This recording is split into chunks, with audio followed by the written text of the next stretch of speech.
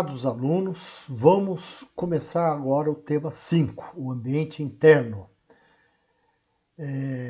Até o presente momento, nós trabalhamos muito com o ambiente externo, aquele que permite a organização refletir sobre o que ela poderá escolher para fazer, né? Agora, o estudo do ambiente interno vai permitir que ela identifique o que pode fazer com, né? No ambiente externo, a gente ficou preocupado com as ameaças, oportunidades e os sinais de mudanças, né? Principalmente quando elas são precoces. No ambiente interno, nós vamos estudar os recursos, as capacidades e as competências essenciais das organizações.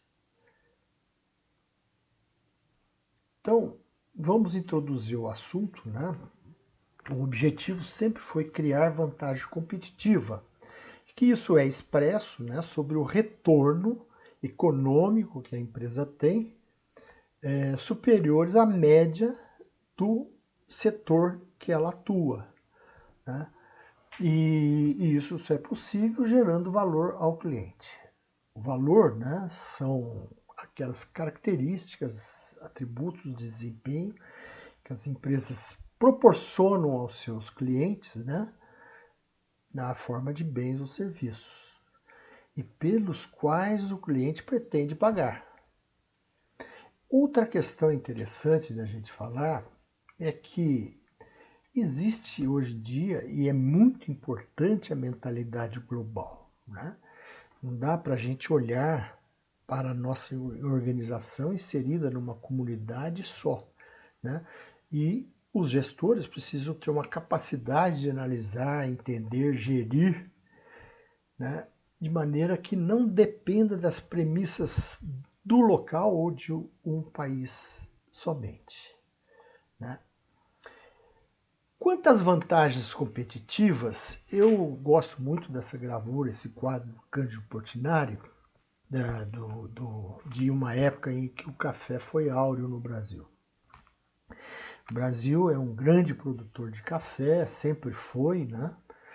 Mas hoje que nós estamos aprendendo a agregar valor ao café, né?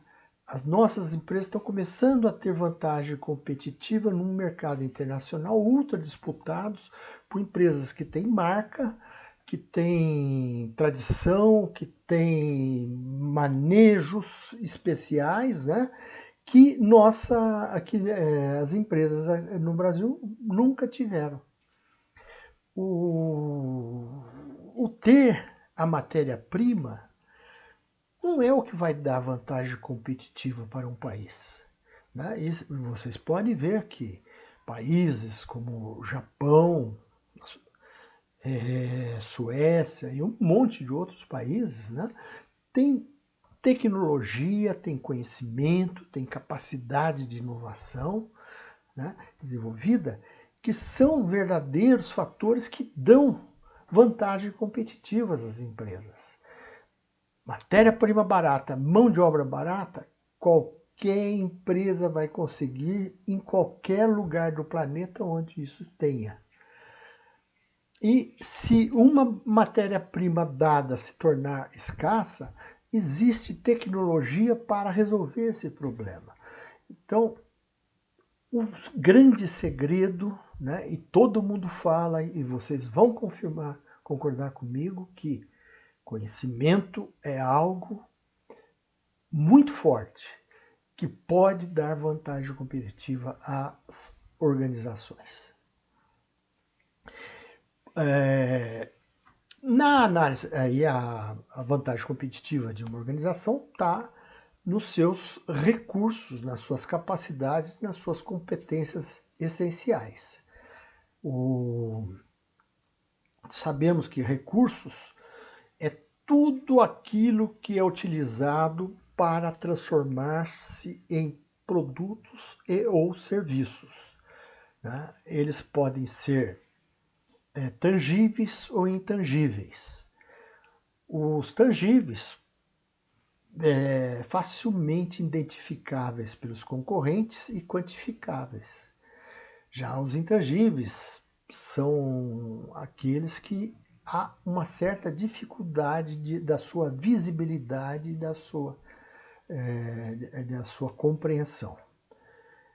Os recursos tangíveis ou visíveis, né, podem ser financeiros, a capacidade de levantar capital que uma grande empresa tem, muito maior do que pequenas empresas. Mesmo o governo, durante a pandemia, tendo viabilizado dinheiro a um custo muito baixo pelo BNDES para muitas empresas, né, que poderiam fazer o uso e precisavam, né, e a ideia era justamente as pequenas e médias empresas receber esse dinheiro, nem todas tiveram a capacidade de levantar este empréstimo, né? É um recurso tangível, visível, disponível a todos, mas que nem todos tiveram essa capacidade, né? Então, apesar de ser visível, não foi aproveitado por todos, né? A habilidade de gerar fundos através de operações internas, aí fica mais fácil se você consegue comercializar, aplicar dinheiro, vender, fazer negócios, comprar matéria-primas em momentos de preço baixo, né? São maneiras é uma habilidade que a empresa pode desenvolver de criar recursos financeiros. Os organizacionais são os relativos às estruturas formais da organização. Físicos, né? Todas as instalações, equipamentos, máquinas, né? A forma de distribuir o estoque ou estocar de produtos, né? E a tecnologia, de uma maneira geral, expressa em direitos autorais, patentes, marcas registradas e até segredos comerciais. Já os intangíveis, olha só, conhecimento é muito mais difícil de ser imitado pelos concorrentes, porque aquele conhecimento que foi desenvolvido por uma organização passa a estar enraizado nela, né? A confiança que uma organização cria entre os seus trabalhadores é muito difícil também de ser visto, né? Ele pode ser difícil de ser imitado pelos concorrentes. As habilidades de colaborar entre os membros de uma organização, né? Também tem os recursos de inovação, a capacidade de ter ideias. Você pode imitar uma ideia que a nossa empresa criou e ela expressou talvez num produto. Mas a capacidade que a nossa organização tem de criar ideias já é muito mais difícil de ser imitada, né? A capacidade de desenvolvimento científicos, de inovação. A reputação de uma organização ela é criada em anos, né?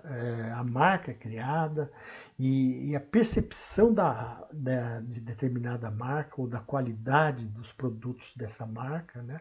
A durabilidade, a confiabilidade e a reputação que a empresa precisa ter com a comunidade que a recebeu, a comunidade financeira, seus fornecedores, né? Mesmo perante os seus clientes, como já foi citado, esses recursos costumam ocorrer em organizações e são muito mais difíceis de serem identificados. Agora, as organizações, elas organizam os recursos de uma forma integrada, né, para atingir um determinado objetivo, uma condição final. Isso é o que nós chamamos de capacidade da organização. Normalmente se baseia na elaboração, transmissão e troca de informações, conhecimento, né, propiciado pela qualidade do capital humano que essa organização tem. Gente, Uma máquina pode sucatear. Agora, uma capacidade, ela cada vez mais exercida, mais fortalecida fica. Né? Então, quanto mais usa uma determinada capacidade de uma organização, mais ela vai se desenvolver e mais consistente vai ficar. Né? É como um exercício físico numa academia de musculação. Bom, essas capacidades elas podem servir de fonte de vantagem competitiva de uma empresa em relação aos seus rivais. E essas sendo muito difíceis de ser imitadas ou com muito custo de ser imitadas, elas passam a se constituir num conceito que a gente chama de competência essencial. Nós podemos identificar competências essenciais em uma enormidade de empresas. A Nike, por exemplo, ela tem a competência de criar novos modelos, de desenvolver novos modelos, de desenvolver novas matérias-primas, né? E de criar uma marca muito forte no mercado, voltada a essas inovações e qualidades que ela traz a cada novo lançamento. Você vai encontrar, por exemplo, na unidade de negócios de Coca-Cola, de um grupo grande, né, que existe, que eles desenvolveram uma capacidade muito grande de fazer uma marca. Essa marca está cristalizada há muitos anos. Foi muito dinheiro envolvido para que essa marca fosse feita em mais de um século. Ora, fazer esse investimento de uma hora para outra fica quase impossível e o retorno não vai ser o mesmo, porque isso foi construído durante os tempos. Né? E nós vamos ver que dificilmente uma empresa pode imitar com muita facilidade isso. Você vai encontrar algumas empresas, né? A própria e maior concorrente que é a Pepsi-Cola, eles também têm isso desenvolvido, né? E entre outras, a competência, por exemplo, da Coca-Cola de distribuir o seu produto é muito forte. Você vai encontrar o produto delas com muita facilidade em qualquer lugar que você for no planeta, não é só no Brasil ou nos Estados Unidos. Ela é encontrada com muita facilidade em qualquer lugar do planeta. Né? Então, isso é uma competência que foi desenvolvida. Eu gosto também da nossa Embratel. A Embratel, ela criou um jato médio, né, para transporte de passageiros entre cidades médias, em termos mundiais, aí, uma população de até 1 milhão de habitantes, ligando uma com outra, né? Isso possibilitou uma criação de um novo mercado do consumidor para serviços de transporte aeroviário, né? E ela criou uma competência desse tipo de aeronave que hoje interessou, inclusive, para a Boeing adquiri-la, né? Que tem capacidades desenvolvidas para produzir outro tipo de aeronave. Então, a gente pode identificar na Embraer uma competência que lhe dá uma vantagem competitiva considerável, né? E aparentemente é uma competência essencial. Bom, para a gente falar sobre isso, né, existem alguns critérios que foram criados e a gente pode falar né, sobre, por exemplo, essa divisão, né, em 4 tipos. Né? A capacidade ela pode ser valiosa. Né? Por que valiosa? É algo que permite que a nossa organização explore oportunidades no mercado e pode até neutralizar uma ameaça do ambiente interno. Agora, essa capacidade pode ser também rara, né? E você não vai encontrar ela num número grande de concorrentes. Eu vou dar um exemplo para vocês. Fazer um pão bem feito é algo valioso para padarias e supermercados hoje em dia, né? Agora, ele não é uma capacidade rara, porque toda cidade você vai encontrar um número grande de padarias ou de proporcional ao seu tamanho, é claro, né? Ou de supermercados que tem uma boa qualidade no pãozinho francês, né? Então, ela é uma capacidade valiosa, mas não é rara de ser encontrada, né? Agora, uma capacidade pode ser custosa de ser imitada, né? Aquelas que outras empresas não conseguem imitar com facilidade. Pode vir por uma condição histórica única da empresa, de que na evolução dela e na cultura dela isso foi sendo enraizado, né? Um exemplo de uma capacidade custosa é fazer uma marca como a marca da Coca-Cola ou a marca da Nike, enfim, ou a capacidade que tem, por exemplo, a empresa 3M de estar lançando em torno de 5.000 novos produtos todo ano. São produtos, às vezes, que trazem soluções para clientes e que, por intermédio do sistema inovador deles, né, que permite que cada trabalhador que trouxer uma ideia, e ele pode usar um tempo de trabalho para ficar pensando e procurando ideias, indo atrás, né? E se trouxer uma ideia que tenha sucesso, esse trabalhador passa a ter uma participação no resultado dessa ideia. Então, essas capacidades são consideradas custosas de serem imitadas, né? Não é para você montar uma empresa que chega a esse nível de sofisticação de lançamentos e quantitativos de produtos, como a 3M, é algo muito difícil de ser imitado. Agora, existem capacidades que são insubstituíveis, né? É quase impossível você encontrar algum equivalente estratégico, né? São uma análise mais profunda, né? Você vai ver que no caso da Coca-Cola e da Pepsi é muito difícil alguém chegar a um equivalente estratégico em termos de refrigerante com eles. Agora, existem mudanças na sociedade, né? E pode ser que algum dia a sociedade não queira mais beber refrigerante. Mas enquanto o mercado de refrigerante é ativo, as pessoas têm em mente, né, sempre, embora possam não ser consumidores desse ou daquele refrigerante, mas os principais refrigerantes que estão marcados na mente das pessoas seria a Coca-Cola e a Pepsi.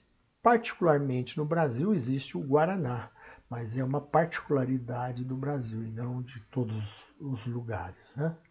Então ele também tem uma importância relativa, né? A uma capacidade que foi desenvolvida aqui no Brasil, mas que é substituível, né, por qualquer outro tipo de refrigerante. Quer dizer, é muito mais fácil de ser substituído. Bom, por que a gente falou nisso? Porque se o caso do pãozinho, né, é valiosa, pode ser até valiosa, mas não é rara, custosa imitação, não é de custosa imitação, não é insubstituível, ele gera uma desvantagem competitiva, né? Retorno abaixo da média. Desculpa, quando nem o bom pãozinho a gente faz. Quando você faz um bom pãozinho, você vai ter uma paridade competitiva. Vai ter equivalente a todos, né? Agora, quando você tem algo valioso e raro, já começa a mudar um pouco a conversa. a vantagem competitiva passa a ser temporária, né? Os outros podem chegar a vir imitar. E os retornos começam a ser em torno da média. Agora, quando você consegue algo valioso, raro, de custosa imitação e chega a um nível de ser insubstituível, ou mesmo não chegando ao nível de ser insubstituível, você tem uma vantagem competitiva que pode ser sustentável durante um bom tempo, né? No caso da Coca, a vantagem deles com a marca é sustentada coisa de quase 100 anos, né? E isso vem trazer retornos acima da média para a sua empresa. Bom, uma outra maneira de olhar para o ambiente interno é fazendo uso da cadeia de valor. A cadeia de valor ela é dividida em dois grupos de atividades, as atividades primárias e as atividades de apoio. As atividades primárias, né, são aquelas ligadas à produção e entrega do produto ao seu consumidor, né? Desde a logística de entrada, as operações, logística de saída, marketing, vendas, inclusive o pós-venda. E essas atividades, né, primárias, elas recebem o apoio do que são consideradas as atividades de apoio, propriamente dita, né? A infraestrutura da empresa, gestão de recursos, desenvolvimento tecnológico, compras de bens e serviços, né? Por quê? Porque as habilidades de trabalhar essas atividades numa organização podem gerar valor para o cliente.